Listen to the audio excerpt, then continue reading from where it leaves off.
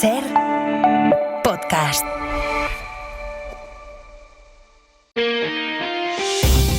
Las 7 de hoy por hoy. Ser podcast. Hola, muy buenos días. En el tercer aniversario de la invasión de Ucrania, Rusia y Estados Unidos exhiben en la ONU una sintonía que lo cambia todo. El Consejo de Seguridad de Naciones Unidas aprobó ayer la primera resolución sobre Ucrania, pero no fue la que impulsaba Kiev. Washington y Moscú escenificaron una alianza inédita para aprobar un texto sobre la guerra que no habla de guerra ni de invasión. Llamaron conflicto entre dos países a lo que Europa llama agresión, a la invasión que se ha cobrado más de 150.000 vidas en Ucrania. No solo votaron juntos en ese Consejo de Seguridad, también en la Asamblea General votaron en contra de una resolución de Ucrania que condena la invasión y que reclama una paz duradera. Ese texto, simbólico, al final salió adelante, pero sin su apoyo. José Luis Astre, hola. Hola, buenos días. La diferencia es que las resoluciones de la Asamblea no son vinculantes y, en cambio, las del Consejo sí. Un solo veto de Francia o Reino Unido hubiera bastado para tumbar la resolución. Corresponsal en Washington, Sara Canals. Sí, una resolución presentada por Washington que insta al fin rápido del conflicto, pero en la que no se condena la invasión rusa ni se pide que se garantice la integridad territorial de Ucrania. The result of the voting is as follows. 10 votes in favor. Con 10 votos a favor, incluyendo Rusia y China, y 5 abstenciones, como la de Francia y el Reino Unido, que también podrían haberla vetado. Un cambio de guión del nuevo gobierno de Donald Trump que se distancia cada vez más de sus aliados. Y es que horas antes veíamos en la Asamblea General de la ONU cómo Estados Unidos, Rusia y Corea del Norte votaban en contra de una resolución de la Unión Europea y de Ucrania que exigía la desescalada y el cese de hostilidades. La embajadora de Estados Unidos ante la ONU, Elise Stephanie, se limitaba a decir que si las anteriores resoluciones no habían funcionado, que por qué lo iba a hacer esta. Ayer el presidente francés Macron se reunió con Trump en la Casa Blanca para hablar sobre las negociaciones de paz para Ucrania y defender la participación imprescindible de Kiev y de Europa. Estuvo después en la Fox, la televisión más afín al presidente estadounidense. The arrival of President Trump is a game changer. Dijo que el regreso de Trump supone un cambio radical y que le preocupa cómo se logre esa paz.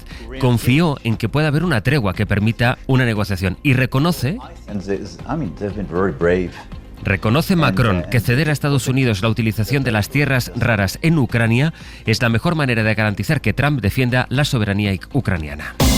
La jueza de Catarroja que investiga la Dana en Valencia advierte en un nuevo auto de que la gestión y la responsabilidad aquel día era autonómica. Rechaza así otra querella de hazte oír contra la delegada del gobierno y asegura que para salvar vidas no había que declarar la emergencia nacional. Casi 4 meses después de la tragedia, Carlos Mazón ha contado la lista de llamadas que hizo aquella tarde, o que dice que hizo. Lo ha contado ahora y lo ha hecho en Madrid, a pesar de que la oposición, o los periodistas, o los ciudadanos, se lo vienen preguntando desde hace meses en su comunidad. Según el listado de llamadas que dice que hizo Mazón, la primera conversación la tuvo a las 5:37 de la tarde. La alerta roja se activó a primera hora de la mañana. A mediodía ya había incidencias por el agua.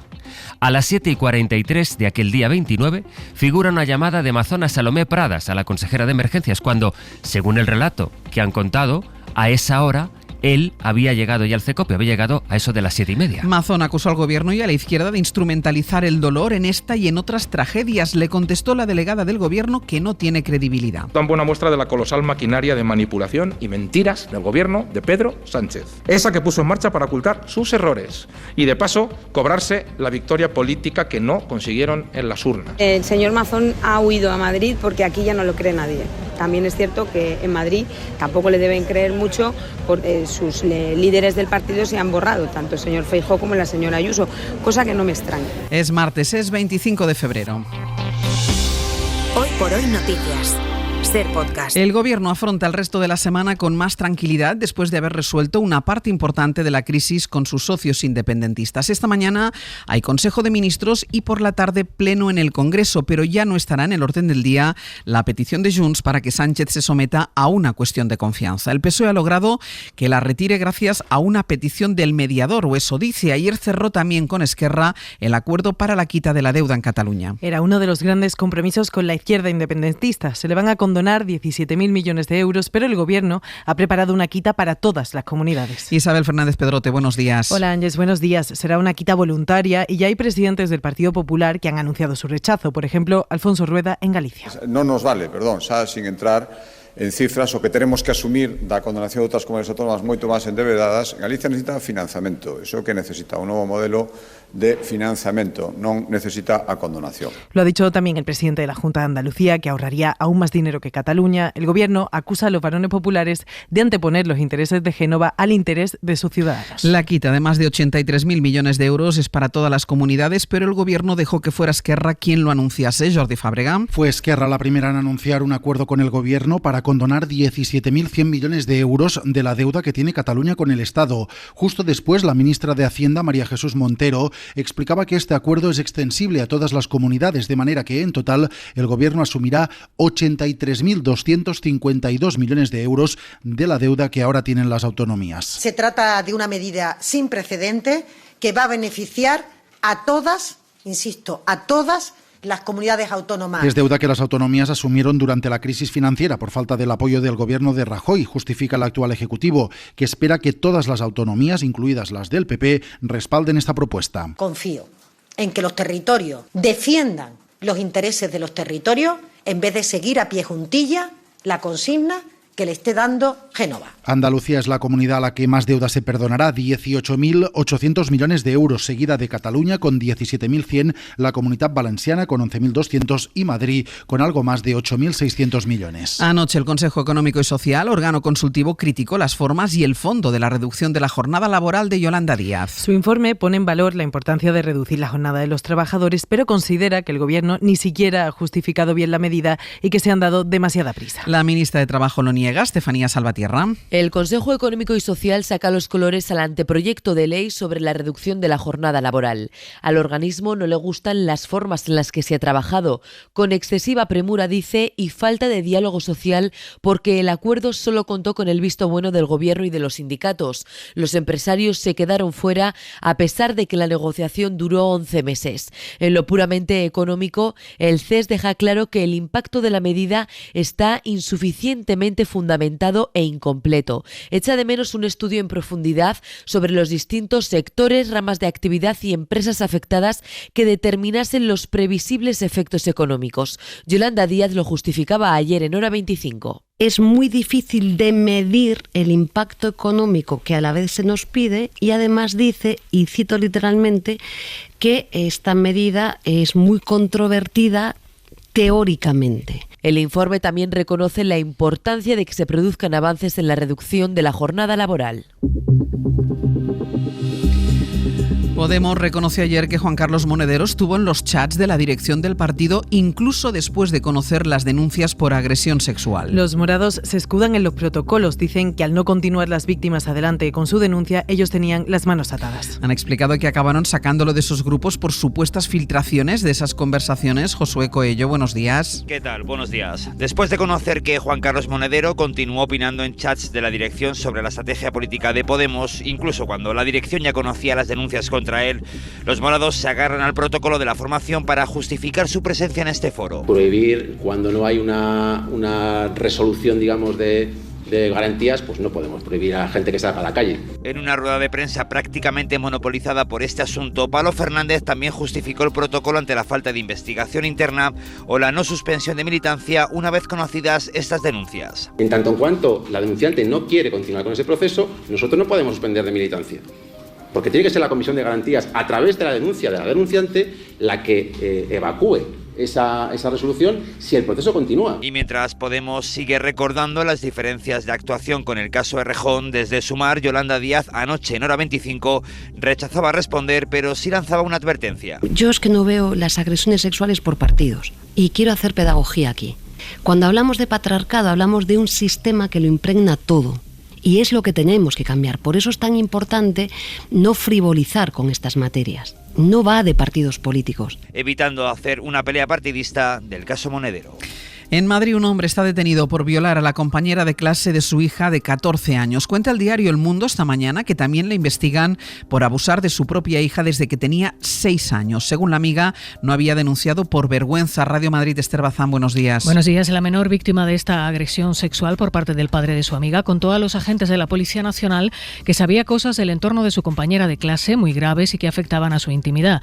Posteriormente, según cuenta este diario, explicó que el hombre abusaba de su hija, según este testimonio, junio le realizaba tocamientos y abrazos que ella consideraba muy desagradables. Este hombre fue detenido, pasó a disposición judicial el pasado viernes y ha ingresado en prisión provisional, comunicada y sin fianza. Ahora se abre esta nueva investigación por esos hechos que afectarían a su propia hija. La salud del Papa va mejorando muy poco a poco. La insuficiencia renal que le detectaron el domingo no es preocupante y ayer pudo trabajar desde el hospital. A la espera de que avance en su recuperación, cardenales y cientos de fieles rezaron ayer por su salud bajo la lluvia en la plaza de San Pedro. Corresponsal en Roma, Joan Solés. Aun cuando su estado clínico es crítico, el Papa Francisco registra una mejoría. No se han repetido las crisis respiratorias, la insuficiencia renal ha quedado superada, la analítica presenta valores mejorados. Se mantiene, eso sí, la oxigenoterapia porque a fin de cuentas el estado general del pontífice sigue siendo grave. Francisco, según la oficina de prensa del Vaticano, agradece a los creyentes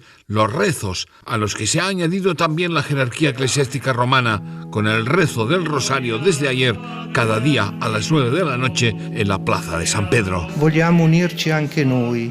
Públicamente, qui nella sua casa. También nosotros queremos unirnos públicamente a la iniciativa, aquí en su casa, explicó anoche el cardenal Parolin, el secretario de Estado. De hecho, el jefe del gobierno de esta monarquía absoluta que preside el Papa. E invocamos, añadió el cardenal, la poderosa intercesión de la Virgen para que lo sostenga en la enfermedad y lo ayude a recuperar pronto la salud. E lo aiuti a recuperare presto la salute. La empresa de envío de comida a domicilio Just Eat se ha disparado más de un 54% en bolsa gracias a un acuerdo de venta al inversor tecnológico Prosus. Se trata de una operación importante para el sector del delivery en Europa. Se ha vendido por 4.100 millones de euros. Adela Molina.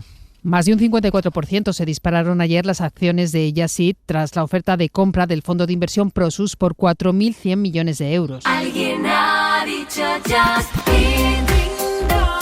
El grupo holandés ya tiene importantes inversiones en el sector de la comida a domicilio. Controla, por ejemplo, el 25% de Glovo o el 100% de iFood, la principal plataforma de reparto en América Latina.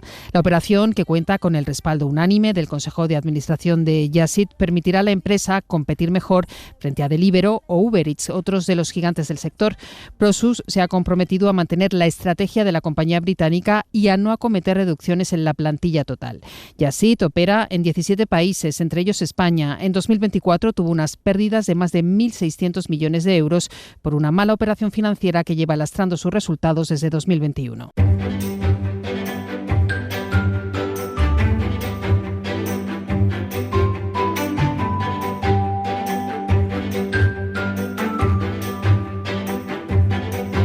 En estos minutos de radio vamos a contarles algunas noticias de Andalucía. En Radio Sevilla está Diego Suárez. Buenos días. Buenos días, Ángels. Y de Baleares, en Radio Mallorca, Mamen Municio. Buen día. Hola, buen día. Vamos a empezar por el inicio de la temporada de caracoles, que ha empezado ya en Córdoba y ha llegado aquí también la innovación en los caracoles con caracoles en salsa de galleta Lotus, Diego. Exactamente. Una semana llevan abiertos ya, Ángel, los puestos que venden exclusivamente caracoles en Córdoba, los chicos o los gordos, que en Sevilla, por ejemplo, llamamos cabrillas. Pero aquí, efectivamente, han llegado también la innovación gastro y la sensación ahora son esos caracoles en salsa de galleta Lotus, que es una galleta con un sabor dulce muy singular. Sí. La novedad de este año, lo más viral de España. Unos caracoles Lotus. Es una mezcla un poco atrevida. Un poco rara. Sí, es una TikToker, Carmen Maravilla, tan atrevida que yo no la veo. Ni yo tampoco. Es que también hay caracoles Tex-Mex, caracoles carbonara y hasta caracoles veganos que hacen con setas pequeñitas que se asemejan mucho a la textura del caracol. O sea que no hay caracol, es una seta. Los caracoles no tienen término medio, Ángel. O te entusiasman o te cambias de acera cuando los ves. Pero a mí me encantan, pero los de toda la vida. Exactamente, a mí también la cabrilla en salsa de tomate. Eso es mojando una telera de pan. Eso es pero insuperable. Lo cierto es que en Córdoba ya huele a especias y ese es un signo inequívoco de que ya poco a poco, a paso de caracol, está llegando la primavera. Qué bonito. Una mujer busca y encuentra a través de las redes sociales a la joven que encontró su billetera y entregó a la policía, Mamen. Sí, usaba las redes, usaba TikTok y la idea era buscar a través de esta red social a Mar, una joven de 16 años que se había encontrado su carterita y la llevó al Ayuntamiento de Palma, devolviendo viéndola tal y como estaba y con una cantidad de dinero no poca. Así explicaba Mamen Vidal, quien contaba que después de perderla la buscó y nada, cuando la dio por perdida recibió un correo del Ayuntamiento de Palma diciendo que la habían encontrado con documentación y dinero. Que haya tenido la decencia de devolver la cartera tal cual y sobre todo que haya perdido el tiempo, que es lo que más valor le doy yo hoy en día, de ir hasta el Ayuntamiento de Palma, hasta objetos perdidos. Si alguien conoce a una mar de 16 años que se ha encontrado esta cartera, si lo ves tú o que le llegue este vídeo a ella, simplemente para agradecerle. Desde el Departamento de Objetos Perdidos del consistorio solo le pudieron decir eso, que la había dejado una joven de 16 años que se llamaba Mar. Este era su mensaje para ella. Que con 16 años es de agradecer encontrar gente así, tal y como está el mundo y cómo está la gente y cómo se comporta la gente. Muchísimas gracias y que chapó y que un 10 como persona, que de verdad me da esperanza del futuro que tenemos. Tras publicarlo en redes ya la ha localizado. Ah, qué bien, mira, ¿ves? Las redes sirven también para cosas buenas. El viernes, Día de Andalucía, Diego, se entregan las medallas con nombres como Manu Sánchez, María del Monte, Karina o Medina Zahara. Sí, estamos todos muy agradecidos a Ángeles Barceló por su cariño y compromiso por venir el viernes a Andalucía a emitir Hoy por Hoy. Pero en Sevilla no hay caracoles todavía, ¿no? No, en Sevilla la temporada es entre mayo, junio, esos son los meses buenos. Tendré que esperar, si no, le dices a Fede que me traiga un tupper de Córdoba. Eso está vale. Hecho. Van a recibir las medallas, el título de hijo predilecto, efectivamente. Nombres como Manu Sánchez, María del Monte o Karina.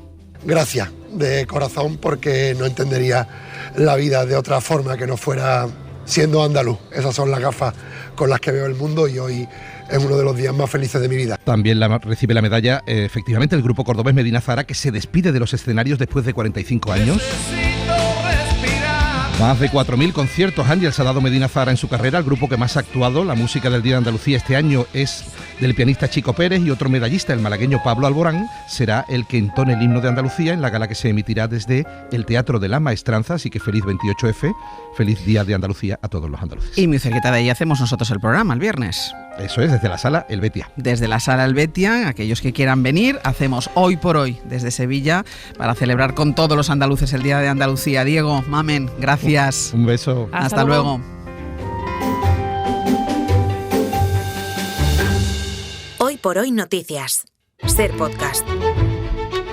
Y vamos ya con la recomendación cultural para empezar el día. Hoy Dani de la Fuente nos propone ir al teatro a ver Los Nuestros. Discutimos con Los Pálidos en 2023, volamos como Linda Bridis sobre las ruinas de un padre ausente en La Fortaleza el año pasado y Lucía Carballal ha vuelto a hacerlo. Hemos reído y llorado con Los Nuestros, una obra sobre la familia. Este es el quinto día que llevamos juntos. No sé vosotros, pero yo hay cosas que empiezo a comprender.